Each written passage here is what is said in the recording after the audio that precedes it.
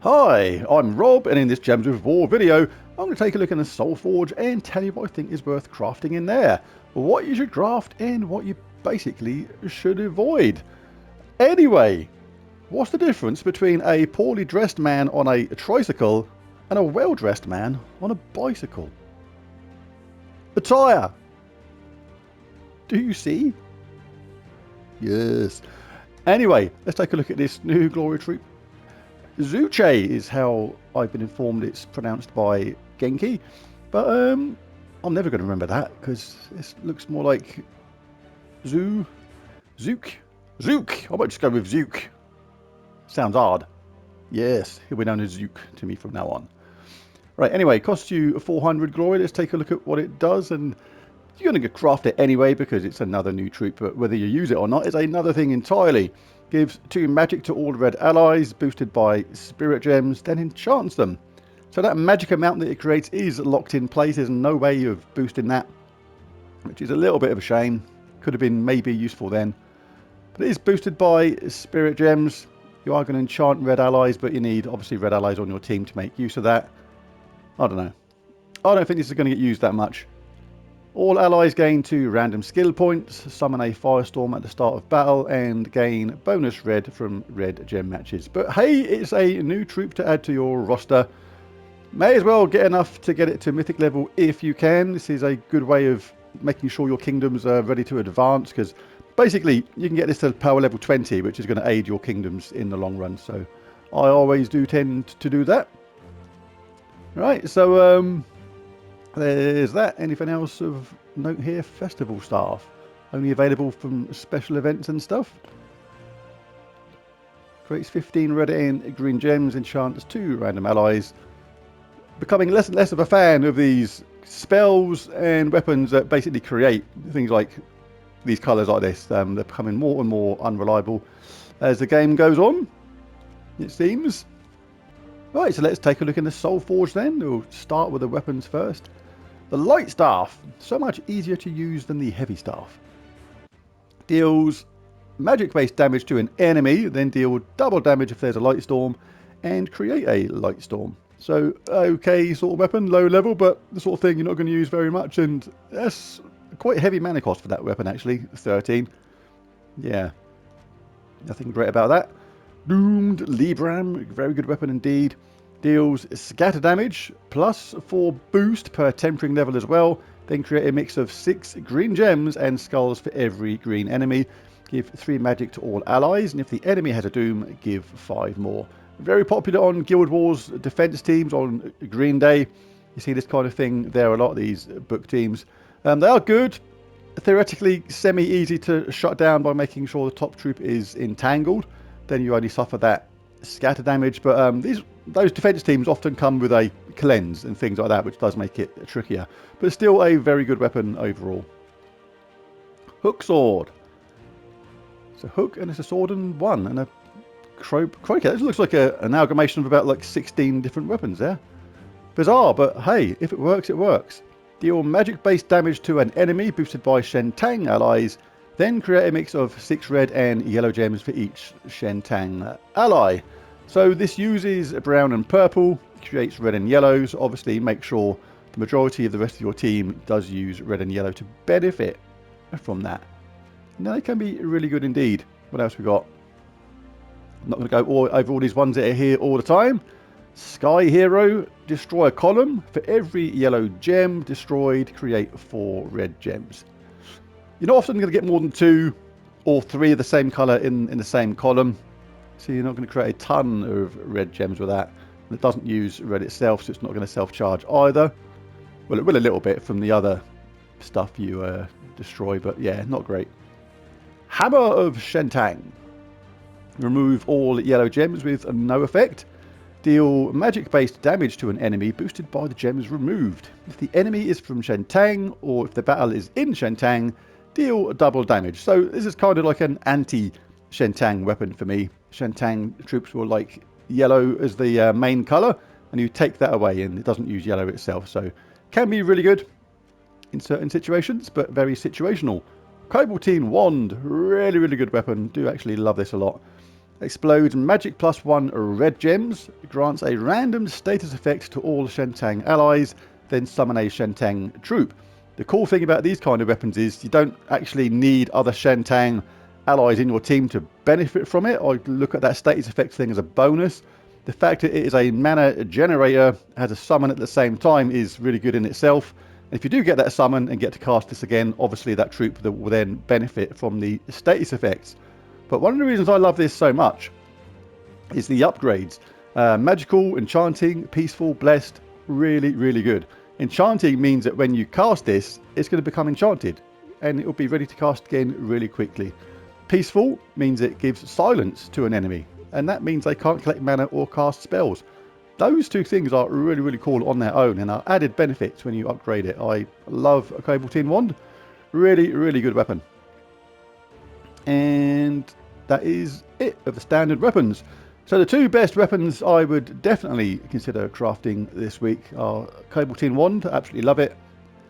Very flexible, you can use it in many teams, and Doomed Libram, particularly if you want a more powerful possible defense on Green Day of Guild Wars. Very good indeed. Right, the troops, let's take a look at these. Let's start from the bottom and work our way up. Amarok deals magic-based damage to an enemy with a 10% chance to devour them, boosted by red gems and burning enemies. If the enemy dies, create 9 red gems. Now that devour chance actually sounds quite low, but when you're in a team that can create absolutely loads of red, that becomes a really good chance to get that devour. And the fact it then creates 9 red gems again is basically this has a chance to charge up again and do it all over again. It is a really good troop. You don't actually see it that much, but it's actually really powerful in the correct team. Quite like it. Obsidius deals magic-based damage, splash damage to a random enemy, destroys a 5x5 block, and there's a 50% chance to deal a further 51, in my case, light splash damage to a random enemy. So a nice amount of heavy splash damage straight away, a mana generator, and an extra chance to deal even more damage on a basically 50-50 chance. But the main reason this is often picked is because it stuns all enemies on 4 or 5 gem matches. That is just superb in certain teams. You're playing Queen Beatrix teams where she has that annoying cleanse and things like that. Just one 4 match on your side first, everybody's stunned, she can't cleanse anymore. Against Mistralis, she can't enchant people anymore when you do that. There's so many reasons where Obsidius is actually really good just for that earthquake trait there. Really good. Do like Obsidius. Champion of Guard gains magic-based armor and a big amount of it as well. Looks like magic doubled plus a bit. And if there's 13 or more skulls, give double the armor. Then create a mix of 22 blue and red gems. It sounds okay. It's a very tanky troop. It does have 2 really good traits as well. Reduced damage from spells by 50% and reduced damage from skulls by 60% makes it really tanky indeed. And all red allies gain 1 to all stats at the start of each turn. It's an overall strong set of traits, but just becoming less and less of a fan of these spells, as I said earlier, that create a mix of different colours. It's just a bit of a Hail Mary. It's a stab in the dark when they work or not. You just, sometimes basically you think there's no way that can fail. If you've got an absolute huge amount of blue and red everywhere, how can that fail? But trust me, it does sometimes, and in the most unlikely of circumstances, and just it sets up the opposition and can be a real pain. So I'm steering less and less away from, or more and more away, actually, from these troops from that kind of spell. So that is the one. No, there's another one. Queen Aurora. Give all allies a barrier, and all other allies, and magic +1 life. Create 10 gems of a chosen colour. It's a bit of a shame it wasn't give all allies that spell, then she would have been a lot better. You might have seen her used more. But as it stands, it's an okay troop. That last trait is pretty decent. Gain bonus mana from all gem matches is good. Yeah, but you just don't see her that much. It's pretty defensive troop. The create 10s of a chosen colour will be effective if there's one colour which is dominant on the board. But yeah, also a underrated troop slightly as well, I think. Let's take a very quick look at the legendaries. Don't normally recommend crafting legendaries. They pop up much easier from chests than mythics do. King Heliodor deals magic-based true damage to the first enemy boosted by brown gems and allies, then knock them to the back and create 3 elemental stars, which may or may not benefit your team. The thing is with those elemental star creations is, when they work, they're going to generate you some mana. If they get left behind and set up the enemy, they can give them a lot of mana instead. So a bit of a yin and yang, take the rough with the smooth kind of thing with those. Matron Dragatani. Create 6 blue gems boosted by frozen enemies, then deal, looks like magic plus 3 damage to the first and last enemies boosted by those blue gems. So the spell's nothing spectacular, but she does have an insane third trait.